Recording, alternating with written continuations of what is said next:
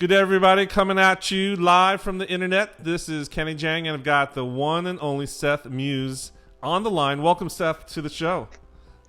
Thanks, Kit. On the line. I love it. Thanks for having me on, man. Again. It is the direct interwebs from Texas to New Jersey. We've got some really good content to share today. Seth, what I want to do today is introduce you as a church communicator and just share a little bit about your background and what you're doing and your role in the church that you're at in Texas today. So why don't we just start there? Tell us a 60-second scoop on your trajectory. How did you get to the heights where you are today? Sure. I started youth ministry about 18 years ago, and I just kind of worked in small church, like 100 or less, 150 or 200, and then went to some big churches and then back to some small churches, and I've been to Colorado, mostly in Texas.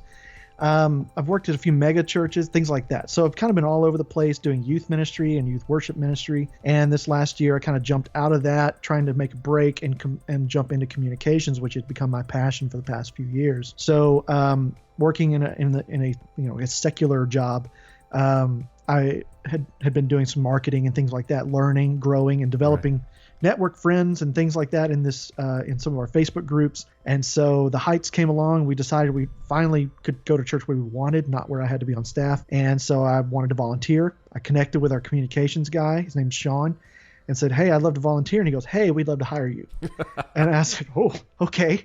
That's crazy. You didn't think about that." So we talked a few months, and then I ended up leaving my secular job that I'd only been at for 9 to 10 months and jumped back into the church world. And so now I'm the social media and web developer associate at the Heights in Richardson, Texas. Wow. So two things. Can you give us just one piece of contrast between your job as a youth pastor and communications? Because I always thought that, getting through to the youth, getting through to the generation below you all the time, you need to be savvy in understanding, and communication is key, right? If you want to be successful. So absolutely. What's one contrast or what's one similarity that you're drawing from those two roles? Well, I would say that one of the contrasts is that I get to be home at night. And whereas youth pastors, we work pretty much from noon till midnight and even later, and so now I work at 8:30 and I work till 6 or so, 5 or 6, and then I'm done. And so that's a nice change. As I get older, I kind of have a little less patience for being out and about, I'm just, I just want to be home. And so I can do social media if I need to for the church from home. So I'm a lot more flexible, a lot more mobile. And the thing that is similar is that you have to have these social channels to connect with them during the day because they're in school. And with separation of church and state, especially in some areas, it's like lockdown for youth pastors. It's hard to get in there. And if you do go in, you can only do a certain few things. So it's nice to have that connection, that inroad. And it's a good training ground for anybody that wants to be a communications director because you have to learn all that. Yeah, it's a must, right? It's a must. Now, what about a secular communications role? Like yourself, I was in the marketplace for a while. What is something that you think is a key transferable skill set or activity that you're finding? Man, I think there is an incredible amount of information that you can train yourself. And one of the things in the marketing world is it's actually moving faster than the church communications world. And so keeping up is a daily endeavor. Yeah. And I think there's ways that you can find sites and people that you follow and using social media to actually teach yourself how to do new things and creative things that help you do your job better. And I think that in the church world, we're a little slower with that. And I think we're faster now than ever before, but we still tend to be a little behind on some of these trends because some of us kind of get in a role and we just kind of stick to it, and that's easy to do in marketing as well. I mean, you could easily get in that situation as well. But for me, being in a place where I really didn't know what I was doing, I had to figure it out, man. And that's a daily, okay, here's the challenge for today. How am I going to beat it? And, sometimes in the church world, we kind of get in that mode too, where we go, okay, I got to reach my people. How am I going to do that? So there's some similarities, some differences, but mostly in the marketing world, there's just different bottom lines. There's a bottom line in the marketing world for product, and then the bottom line for people in church. I think that's how do you like the difference. One difference I found that is a big contrast is the 7-day production cycle, right? The church, you're on a machine, a treadmill that goes, your target is the next 7 days, you got to deliver, and then it starts over and over again, right? Or it might be every couple of weeks, because there might be a sermon series cycle, some promotional cycle. How do you like that, or what do you feel about that versus the marketplace jobs? I like that because it limits it appropriately, but also keeps it moving so that you're always doing something. And in the marketing world, you can work on something for a while and then launch it, and it might fail. In the church world, you have a week. You launch it, it fails, fine. You do it again different next week. It's like quick. You can turn it over, and so that's kind of nice. But in the church world, I feel like there's that you get in a rhythm a little easier, and you can develop some habits, and they can be bad, but they could be good habits too.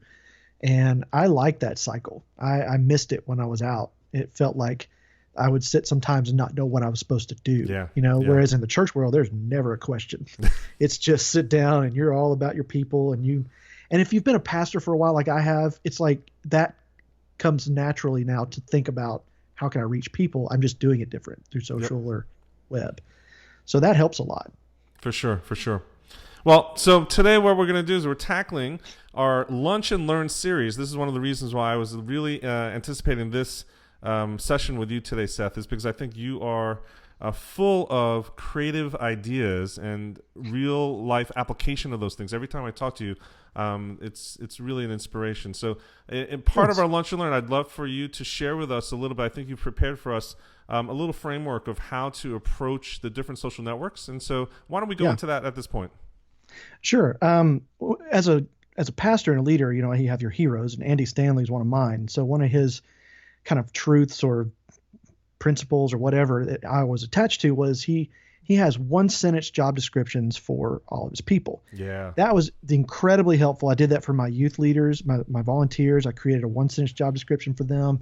That was always really helpful for me in my ministry. So I came to this social media ministry that I now head up and kind of approached it the same way. And I developed a 1-word vision statement, I guess, for each platform of what I basically want to accomplish. And so that has given me a lot of focus in what I'm trying to do. And there's still a lot of cross posting and things like that, because as a church, you can get away with that a little bit. But for the most part, it helps me to focus on what I'm trying to accomplish with each one of those platforms. Yeah. Well, before we even go into that, you picked up on something that I think a lot of I find people who are new to the role of communications or new to adopting social media, their knee-jerk reaction is to think that everything is the same. You obviously don't think that is the case. Right. Can you speak to a little bit about that, the dynamics of different voices or personas for each of the channels and why you're doing this? Yeah, and I think it's a nuanced thing. It's where you can put out some of the same content, but the way you put it out is different. And it's more about how you kind of act in the moment of the social media. It's the social part of it that changes. I think the media part might be the same. Like, I'm going to take a video of my pastor's sermon. I'm going to put it on Twitter, Facebook, and Instagram. Why? Because that kind of content does well each one of those places. Right. But for Facebook, I'm going to put out a little bit longer heading. I'm going to put up some, and I'm not going to put any hashtags in it. For Twitter, I'm going to hashtag the heck out of that thing, so people will see it and find our church. And there's a reason for that. On Instagram, I'm going to use some hashtags too, but I'm really going to focus more on telling a story about what was going on in this clip. So it's just a little bit different how each one of them gets put out. And I don't always do that, but when I do have content that works really well on all those platforms, then I try to find ways to make it specific to that platform because of my 1-word vision. So you're not a proponent of those plugins that automatically copy and paste across all of the networks and duplicates the content? Not really. I do use Buffer, but what I'll do is I'll create one and I'll select all the ones I want it to go to, put it in the queue, and then I'll go through and kind of edit and make them look appropriate if I'm going to cross post.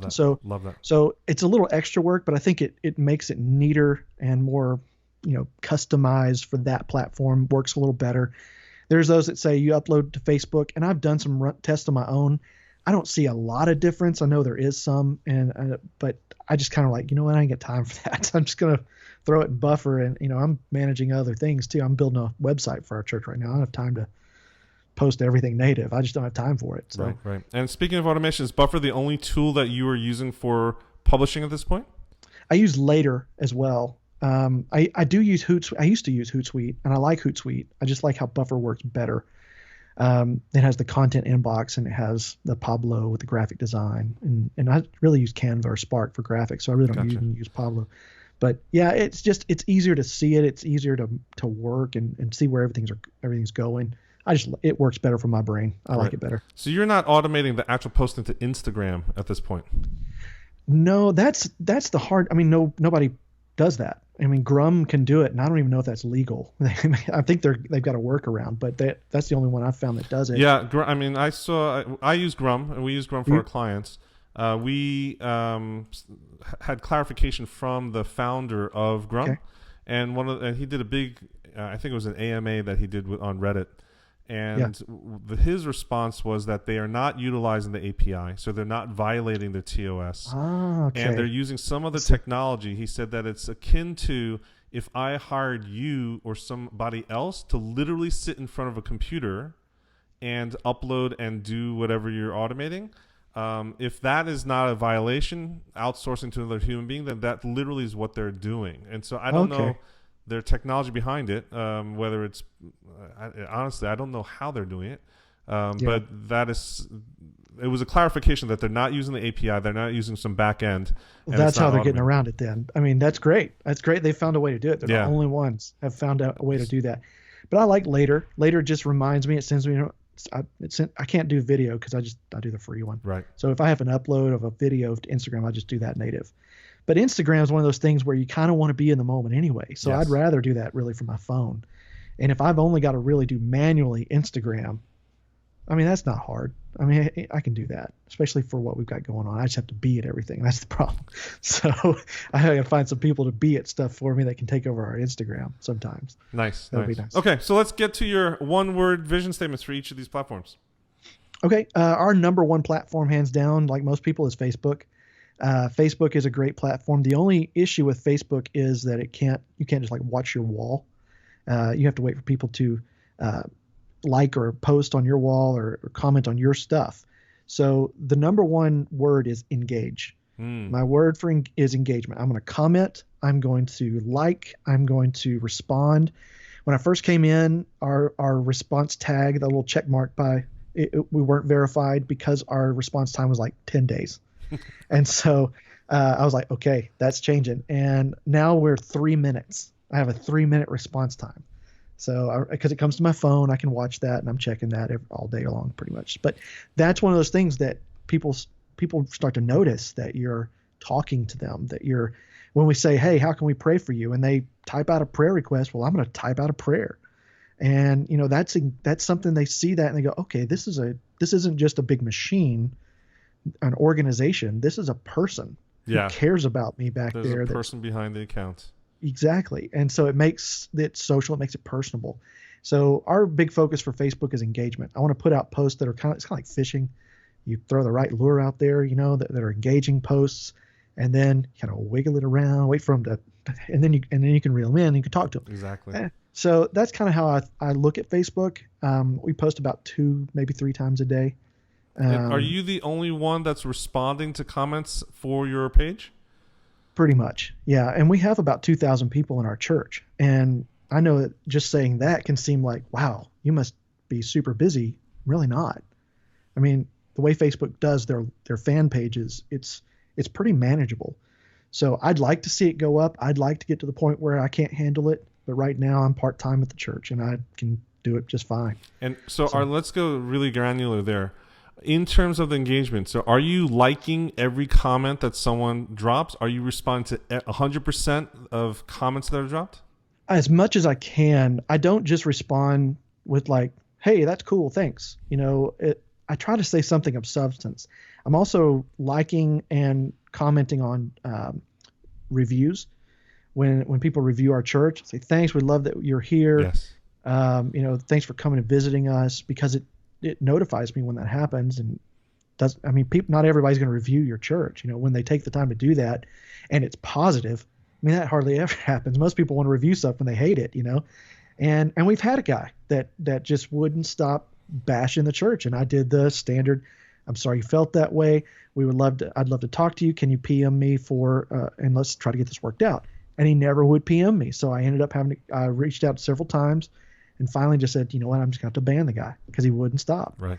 So I banned him, but it's social, and I left it out there. It's still out there, so people can see how we handle that. And because I want them to see us engaging and not just putting out info and putting out announcements and crunching out stuff that we're doing. Yeah, I love it. I love it. And I just want you to rewind and zero in and explain to everybody what you just described is a best case scenario, or best practice actually, in how to handle objections and hecklers, etc. So you don't actually engage in a back and forth debate war on Facebook if someone is a detractor.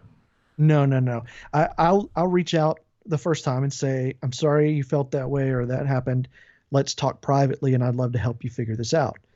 And if they come back and comment again publicly, I'll reach out one more time and say, again, I'm really sorry that happened, but I would really like to move this conversation to a place where we can actually help you instead of just going back and forth on a page. So the objective is to get the conversation offline directly in person. With people, in person, pixels to people. Any way I can move them from online to in person. I had somebody called the church on the other day, and I'm in the process of trying to reach out to this person. I'm like, hey, I'd like to have coffee with you. There's something about getting in front of people and realizing, hey, we're humans. It's not you talking to a machine, feeling like you can just kind of do whatever, and say whatever you want. And I'm not going to feel that way towards you. So it's restoring a little humanity to the social media world. I think we need that really bad right now. So in a church situation, when you have that negative impact, you have to respond, and you have to do it well, but you also have to go, here's where I'm cutting this off. I love your number one objective with hecklers is to move them from pixels to people. Just love that. Yeah, engagement. So I love that Facebook, you're really trying to maximize what Facebook is really set up to do. Right. And so engagement is that number one goal. Great. What's the next platform that you've got your head wrapped around? Our second biggest is Instagram. When I came on staff in November, at the end of November, right after Thanksgiving, then the last time we'd posted to our Instagram account was April. That was a good 6 or so months there that hasn't posted anything. And so for that one, I started thinking, how is Instagram used? Instagram is about photography. Instagram is about, even now with stories, like behind the scenes and what's going on live and in the moment. So our word for Instagram is reveal. When I think about Instagram, I'm thinking about revealing what is happening in the moment. I'm revealing God's beauty in the world by telling stories and by sharing some of we have a website called gospelrisk.org. People can type out stories that they've actually shared the gospel. And so I'll share some of those stories on there. Here's a volunteer that's doing great this morning. Last week, I was trying to get our connections director, Kim, to shoot a quick video about our first steps class or whatever. And she said, hang on, I got to text this girl. She showed up at the church last week and I invited her. I'm going to make sure she's going to come. I'm like, that's great. So while she's texting, I snapped a photo of her. Perfect. And then went back later and put that photo up and said, hey, here's Kim. Here's what she did. How are you living on mission? And told that story. It's revealing the vision. It's revealing the stories. It's revealing what our church is about and what it's like to be here, what it's like to be one of us. And so reveal is the one word description. And it also goes into behind the scenes. I'm revealing how we work. I'm revealing here's something ridiculous that happened backstage, in our stories feed.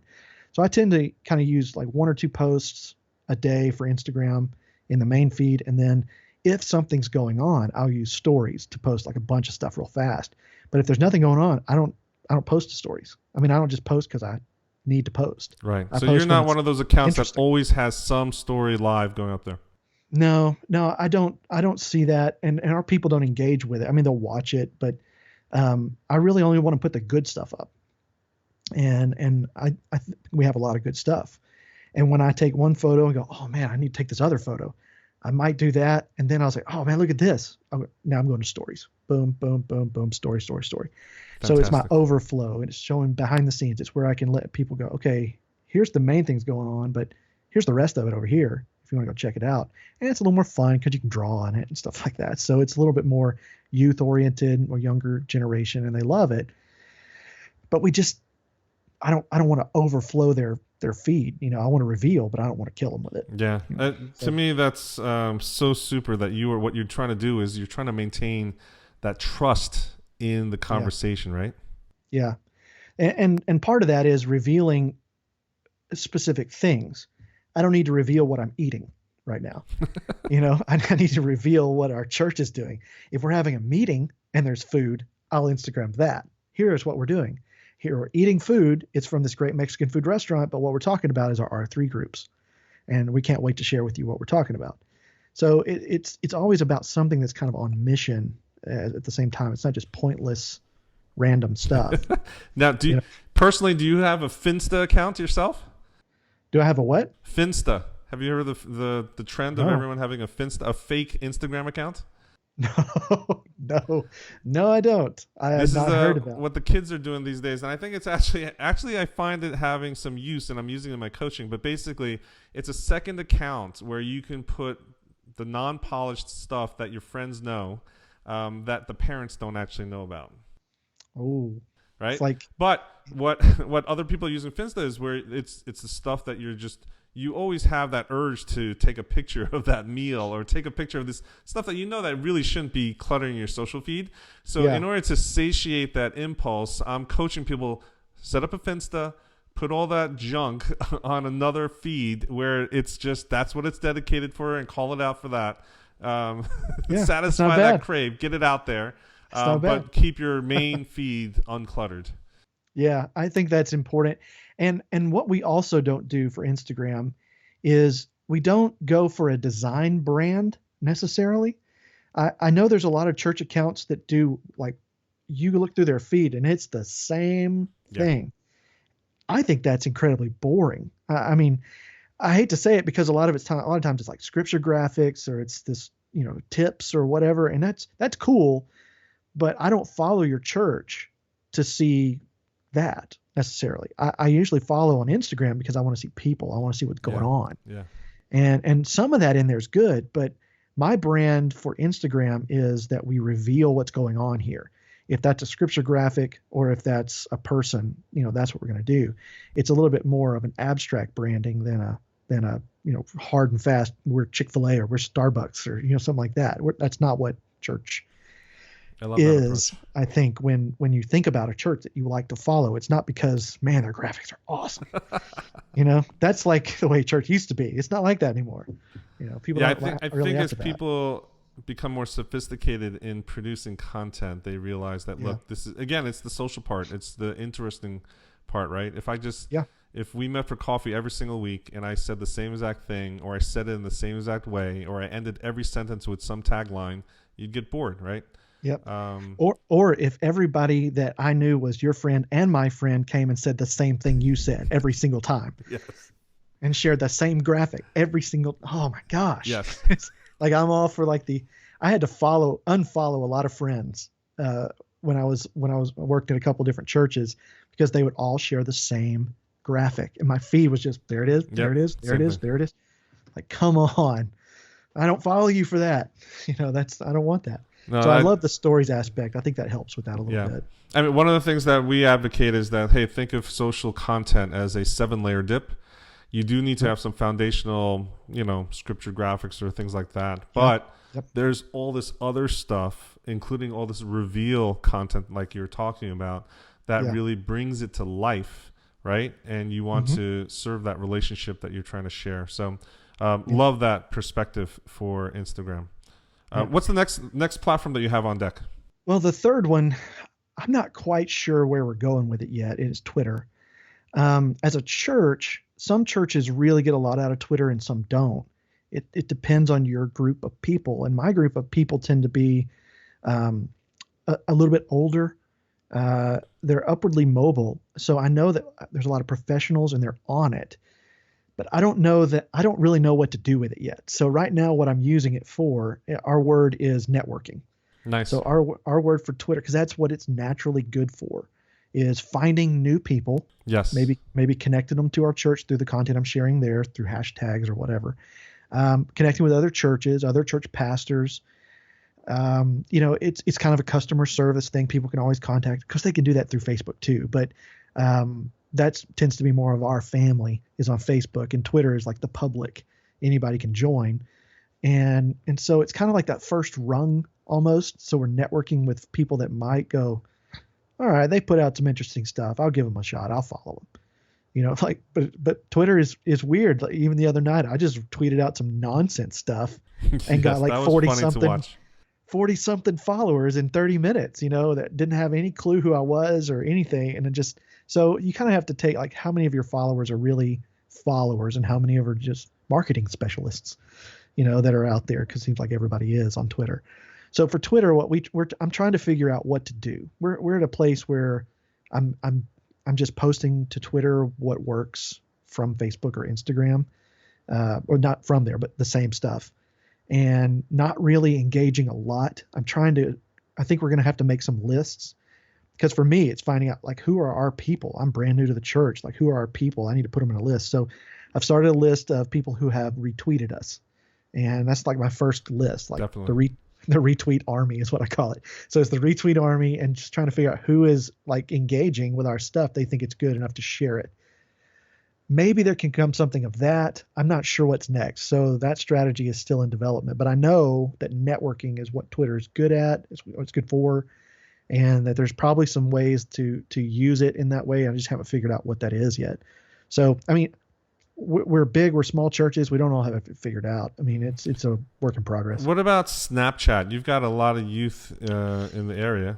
I leave that to the youth ministry. I am not a big fan. I don't get it. I see its value in some areas, but if Instagram continues to copy it, I kind of wonder, well, I've already got this big audience on Instagram. Why would I try to start over with Snapchat? Because now I'm going uphill starting and building a community, as well as having to put out more content, and it's different. So you can't just put out what you put on other platforms on Snapchat, because it's very much more in the moment. And, I'm busy. I don't have time to monitor that, And so it requires so much of me. Now, I think youth ministries and college ministries can make a great use of Snapchat. But I think if you're going to use those, I think there needs to be, again, a vision for it. What are we trying to do? What are we trying to accomplish? And again, I don't know enough about that platform to really give an example what that might be, but I can guarantee you go talk to a youth pastor, they're going to go, yeah, here's what we do on it. And they're going to know it. Because again, youth pastors have to be on the front end of that frontier to stay up with their kids. Yeah, I'm a big fan of Snapchat. I think it has a huge future, despite Instagram. What I really respect and what I like seeing in your example is that you don't have the pressure on yourself to feel like I need to be everywhere, and you're being very strategic and choosing just a couple of platforms and making sure you do it well. So I love that approach that you have. Yeah, thanks. The only other one we have is Pinterest, and I use that as a source. Right now, it's just source material. I have other ladies in the church that can pin things, and I've made some boards and said, hey, go pin stuff. And if I go in there and I don't like it, I'll just delete it. I'll probably not say anything to them. But I'm trying to use it as like a place to grab parenting hacks and blogs and content like that our church can make use of, so that when I do need something to post, I've got a place I can go and just kind of sift through. Oh, that'd be a good one to post. Let me grab that, and I'll go post it, because it's super easy to find infographics and blogs and all kinds of great stuff on Pinterest. And I'm probably one of the few guys that just loves it. I really love Pinterest, but I see it as a great place for content. So I use it as like a source material. It's kind of the idea. We don't publish it really. I published it once, and promoted it once, and we've got a couple of followers. It's not really a big deal yet. So honestly, I'm trying to figure that one out too. But for right now, it's been very helpful in that sense. Love it.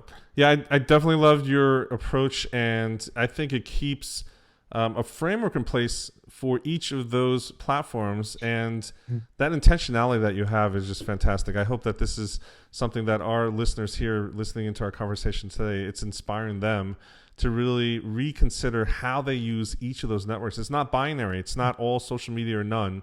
Each one's very different in intent and outcome. And so, thanks for sharing that today. Oh, my pleasure. So if people wanted to get in touch with you today, what's the best way for them to do that? Whether it be email, social, website, give out your digits. Yeah, the social media aspect is the best way. I have a website, sethmuse.com. All my social is there. My front door for me personally is Twitter. I like Twitter. I'm on Twitter a lot, and I'm not a crazy user, but I use it a lot to engage and network because that's kind of personal for me too in my own company, my own business. So that's a good one. Instagram, I just made Instagram public, so you can now find me on Instagram. So what's your Twitter handle? Twitter handle is the Seth Muse. Gotcha. And then on Facebook, do you have a personal page that you connect with people to, or is that something you keep private? I usually keep my personal page private, but I have the Seminary of Hard Knocks, which is my podcast that has its own Facebook page that people can go to and link to that and like that. So I put out content there as well. It's more than just a podcast. I put out articles and blogs. And I love that resource. And as we head out for this episode, for this today's Lunch and Learn, give a little elevator speech on Seminary of Hard Knocks, because I love that resource and what you're bringing to the table for communicators out here. Well, I appreciate that. The Seminary of Hard Knocks podcast exists to help pastors and ministry leaders make better decisions with more confidence and clarity.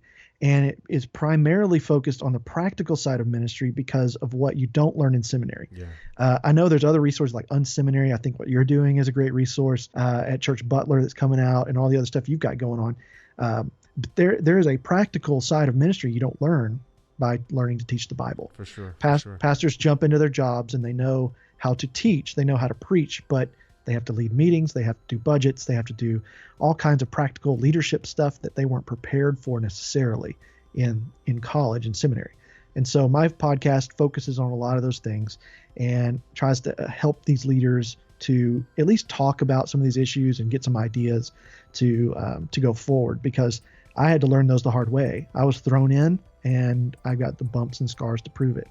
So that's what the Seminary of Hard Knocks is about. And it's one of my favorite things that I get to do, is just to meet new people and talk about some of these things, and finding out that I'm not alone and I wasn't alone is really great. And it's starting to develop a little bit of a community about it. So I'm excited about that. Awesome. So be sure to check it out, Seminary of Hard Knocks podcast with Seth Muse. Thank you so much. This wraps up today's Lunch and Learn episode. Really appreciate your time and sharing your wisdom with us here today, Seth. Thanks for having me on, Kenny. And if you really like this episode, we're curious, please drop a comment and let us know what you thought about today's episode in particular, because we're trying to mix it up a little bit with this format of this Lunch and Learn. And tell us if you have any other people that you'd love to hear from and learn from. Be sure to connect with Seth directly on Twitter as we continue on learning more and more about church communications.